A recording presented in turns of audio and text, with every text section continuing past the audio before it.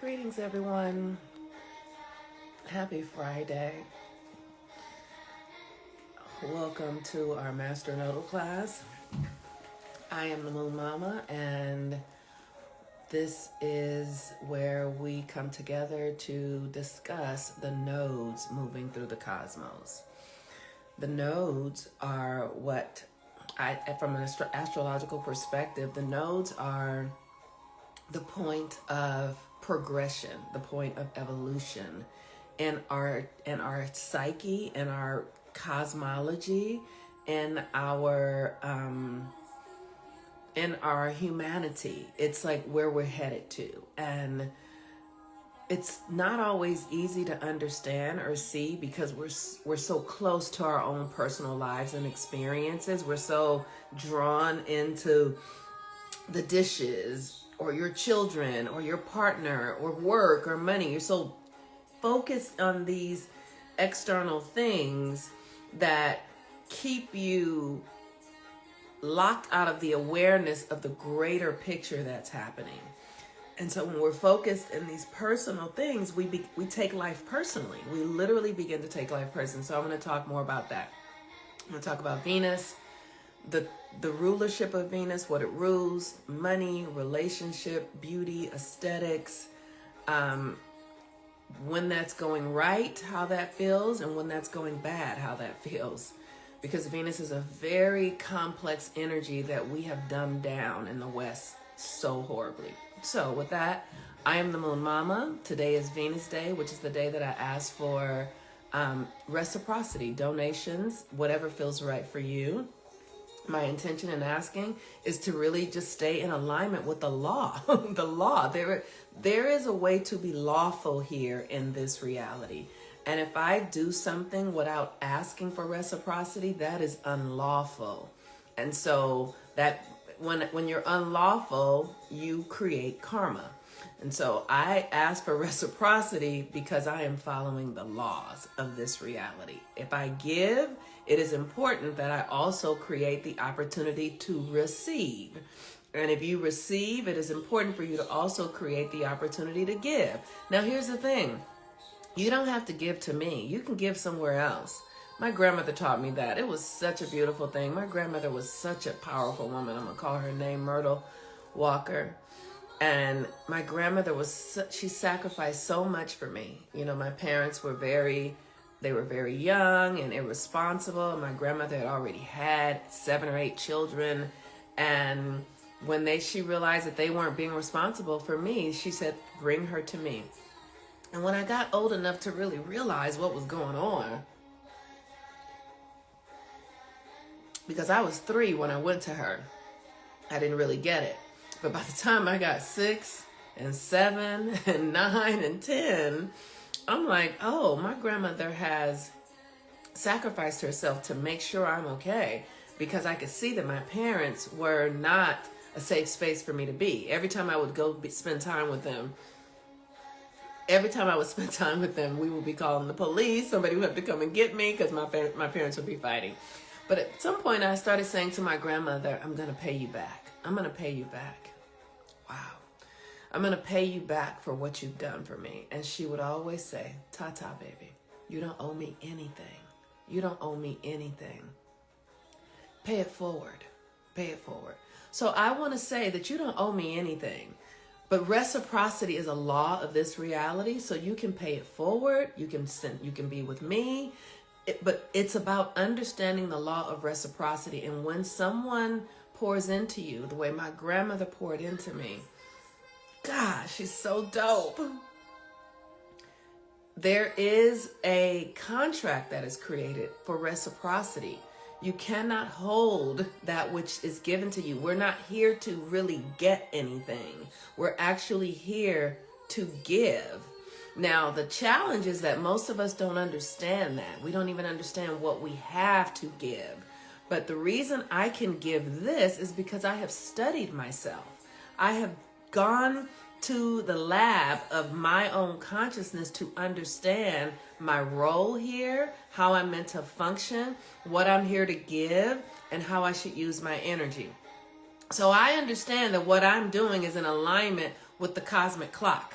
I understand that we are in a time frame continuum that is in a deep transformation right now, and my voice is necessary to assist people in understanding what's happening and actually accessing their own codes and power. So I am in alignment with my way of being because I have studied and I understand what that looks like for me.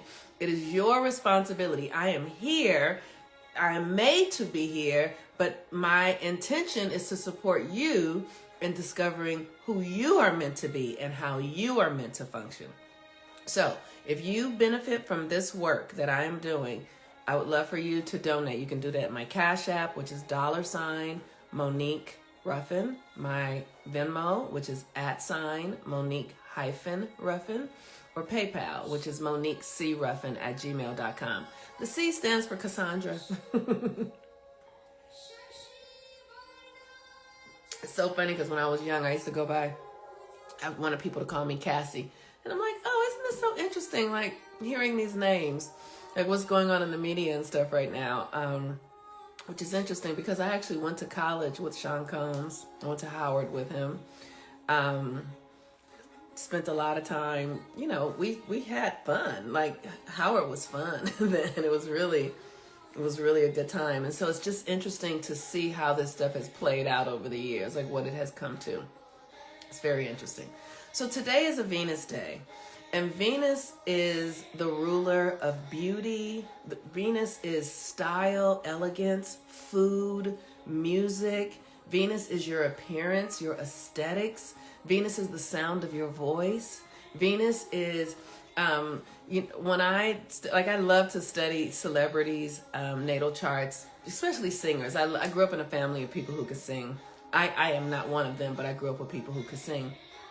And when I went to go study Whitney Houston's chart, like her sun is conjunct Venus and it means that they're at the same degree. So her sun, the way she expresses herself is in the same degree. So, you know, like you'll hear me say the 25th degree or the 3rd degree or in the same degree with Venus. And that's why her voice was so effortless. Like it was like velvet. It just came right out of her. And she had like a trine, which means like a positive angle with the moon, a moon in Aries.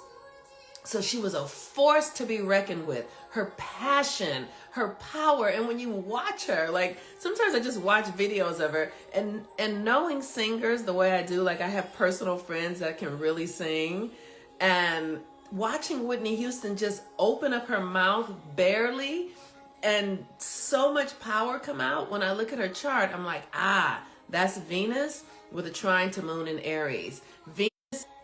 Venus is that style, that illustrious voice, that sensuality that she had. She was sensual, you know what I mean? But she will fuck you up too, because she was also a Leo.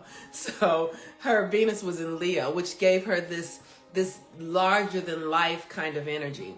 So Venus today is currently in Aries, which is about our passion. And that passion is about yourself, being passionate about yourself. The sun is in Taurus, which is ruled by Venus at the 26th degree, which is also a Venus degree. So here's the thing about Venus that is very interesting. Because Venus rules all the things we think we love and like. Food, music, art, relationship.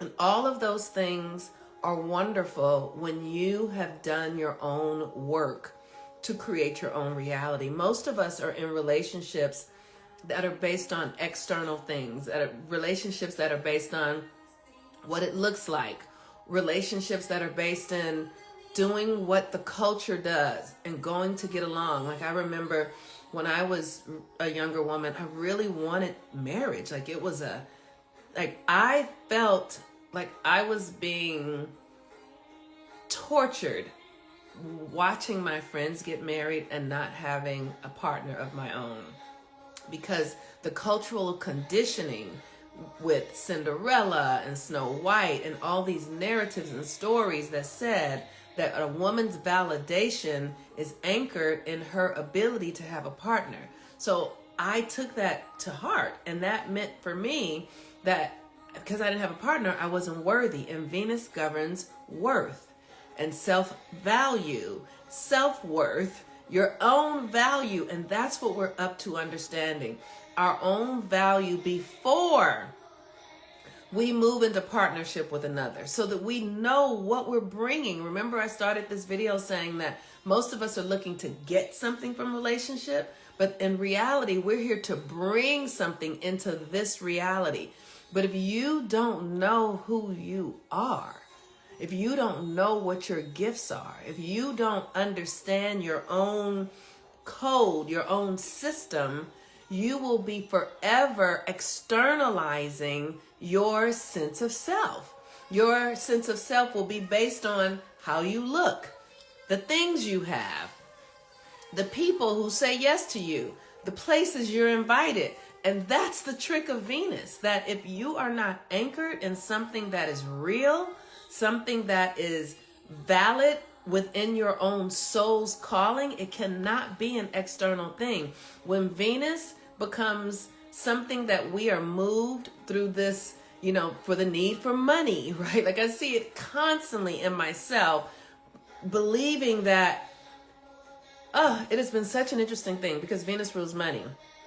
And I have always been adjacent to people, friends with people who have a great deal of money. And it's been really interesting because early in my life, because I live in Los Angeles, so I'm around actors and I'm around artists, and Los Angeles is a pretty pricey city. So attorneys and I might be working in that environment, but I'm not the attorney. I'm not the actor. I might be doing something that supports, but I'm not that. And to witness how the world projects this experience of happiness and wholeness on people who have the appearance of things. And I have always had the privilege of going behind the scenes, like Dorothy in The Wiz, and realizing that The Wiz really doesn't have any power. All of these people are miserable. None of them have a sense of self. They're literally extracting external praise and validation to make themselves feel good. And this is why Venus has to be anchored in a deep sense of self and self-esteem. Because when the external turns off, which we're watching right now with this Sean Combs trial, like for when I was a young woman and I remember being at Howard University when NWA got popular. I remember listening to that music. I remember when Ice Cube left NWA and went and created his own album, and I used to recite those songs, America's Most Wanted. I used to recite those raps like they were a national anthem for me. And I remember when Sean Combs was very popular on the campus. I remember when they went and I remember all of that stuff. And now to see what has transpired, because it was never anchored in anything solid, real, valuable. It was anchored in getting external validation. It was anchored in things that don't have longevity. And we see this in our own lives when we're like, okay, I'll be happy when I have more money. I'll be happy when I finally have the relationship. I'll be happy when my body is a certain size. All of these are external things that aren't anchored in what it is that's really going on. So the question is, why do I want the money? What is the money going to make me feel? Oh, it's going to give me a feeling of security. So then security is what I want to really create a relationship with, not money. Oh, why do I want to be in a relationship with this person? Oh, because they have access to things that I don't have access to. Okay, So then that means that I want to really understand my own value. I don't want to attach my value to their value. I want to develop my own value. What happens is we attach ourselves to somebody else's value, and then it becomes an experience of codependence because you're not bringing your own value to the relationship. Oh, why do I want this car?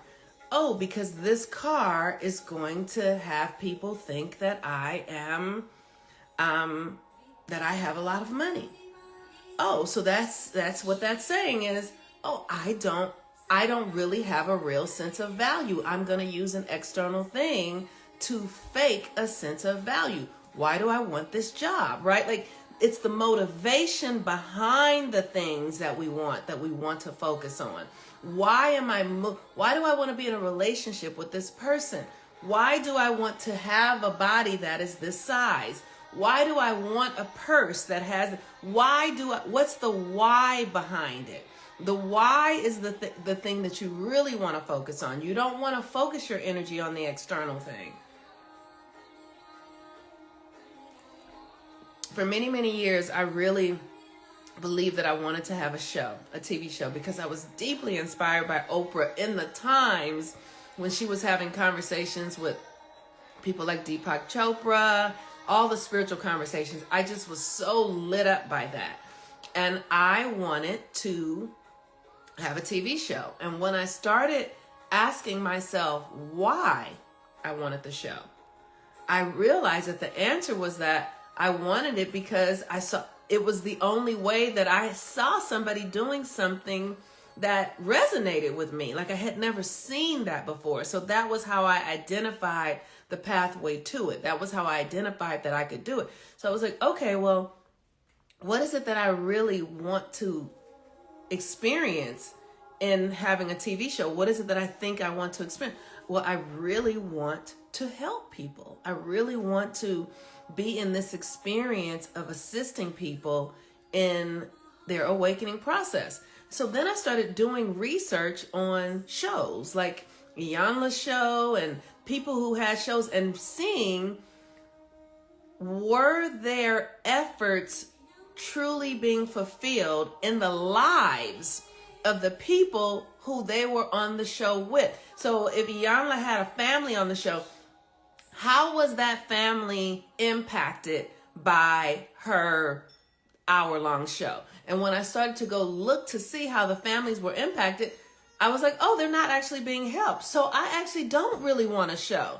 I actually really desire to be in an experience where I am supporting people in transforming their lives. I don't want it to look like I'm supporting people, because that's what TV does. TV looks like you're supporting them, but you're not really supporting them. It's all just for commercials and performance, right? So I had to ask the deeper questions to myself so that I could then explore how that was going to align with the environment that I thought I wanted to be a part of, and realize that, oh, that's not what's going on here. So I had to go and start my own thing so that I could truly fulfill the thing in me that I desire to fulfill. And this is Venus, you all. I hope I'm making sense, because Venus is the appearance of things. What we see in the 3D reality is never what it looks like. Usually it is not what it looks like behind. Why? Because we're coming out of the dark ages. And we as human beings have been in the most externalized experience that we have known as humans. We have not been able to perceive the world from within us to project it externally because of the relationship to the light and the earth and the it's all physics, y'all. It's all physics until it shows up in your experience personally, and then it's war, then it's anger, then it's, but it's really physics. It's really our inability to understand the nature of who we are and where we are and how these energies work. Just BU 77. It is transactional in nature. You do things with your heart, your true meaning. Absolutely. And that is what I'm coming to. Sincerity. The key to this thing I'm talking about is following your sincerity. But you have to be really honest with yourself to do that. You have to be really clear about what's motivating you. You have to do the work to purify yourself, because most of us are still motivated by ancestral trauma, ancestral pain, ancestral codes, ancestral illusions of separation. You know, my ancestral codes are like, oh, white people are gonna hurt me, right? And so I've spent years doing the work to clean that narrative up so that I'm not motivated from a place of separation. That doesn't mean that I won't tell somebody the truth or call something out, but I'm not in a wound with it, which actually allows me to be able to tell the truth and see it for what it really is. Your sincerity, the depths of your heart, like literally like a child. If you pay attention to children before they get coded to competition and all of the egoic things that we allow to lead us. See, the ego is based in external validation and competition and power seeking. We all have an ego. There's nothing wrong with how the ego is born to function. What becomes the challenge is that we give the ego too much power, which means that we are too focused in the external world. We are looking out from the perspective of the ego as if we are separate from what we're experiencing. So, for instance, I had a partner in my life who, many years ago, who was very, very, very self-focused and centered. He had Venus and Mars in Leo, and he was a grand ass, larger than life human being, and he knew how to wield reality. He knew how to wield people into his web before you knew it. Like if they called me, and as soon as I answered the phone, they wouldn't say, hey, how you doing, or what's going on. They would literally, I would answer the phone and they would just dive into a story. Like, you know, like the light turned green and they just took off. So I wouldn't even have an opportunity to like say, I can't talk right now, or what's going on. Literally, and they just commandeered the reality. And before I knew it, I would be off somewhere without even understanding what my own needs were. And so one of the things that I had to realize was that I had invited them into my life. Rather than blaming them or making them wrong, or, you know, calling them all the names, that the labels, I literally was like, this is for me. Like, I am in a dance with the devil. and it took me a while to realize that I was in a dance with the devil, but I was like, I am in a dance with the devil because I have allowed this. I have created this. So where am I out of alignment that I would invite this level of toxicity into my life? And I just sat with it for a long time, you all, and realized how salacious it was. The cooking, the wine, the sex, like it was all tantalizing. It was all this Venus energy that had me wrapped up in a sensation that was empty. It was all based on external, you know, validation and feelings and things that weren't actually rooted in something that truly had meaning. But it took me a while to figure that out. And once I saw it, I was able to go in and capture the part of me that is just glamored by people. Just glamored. Just like, like a child, like, which is such a thing that as we do as women. You know, we I know I can say that I speak for myself. I don't do it anymore because I caught myself in it. But I would just get caught up in romantic feelings, which is Venus. It feels good, but is it good for you? It feels good, but is it good for you? It feels like pleasure, but is it actually pleasure in the long term? Is it a quick fix, right? This is Venus. This is Venus. So with that, you all, spend some time today just getting clear about how you show up for yourself. And do you understand your own motivations? What is motivating you? What is your why in your relationships? Why are you in a relationship with this particular person? Why are you friends with this particular person? Why are you in an exchange with this? Why do you do that? Like, why? Ask yourself these questions, because these questions will help you understand if your motivations are leading you to a greater experience of yourself or a more toxic, contracted experience of yourself. And with that, you all, I am the Moon Mama.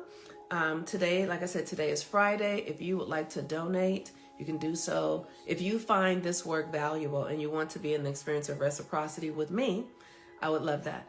My Cash App is $ Monique Ruffin. My Venmo is @Monique-Ruffin. And I will put that stuff in the link here so you can go back and check it out. And my PayPal is MoniqueCRuffin@gmail.com. And if you want to Zelle me, and you can send me a private message and I will give you my phone number so you can do that. Peace and blessings. I love you all so much. Have a really beautiful day.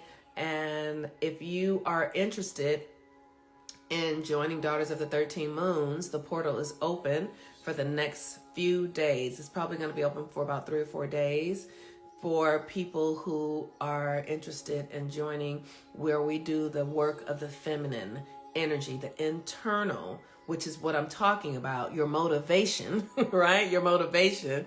Most of us are just going along to get along. But if you want to begin to master your internal world, this Daughters of the 13 Moons is a really great place to access and practice with your feminine energy. Peace and blessings. Bye-bye.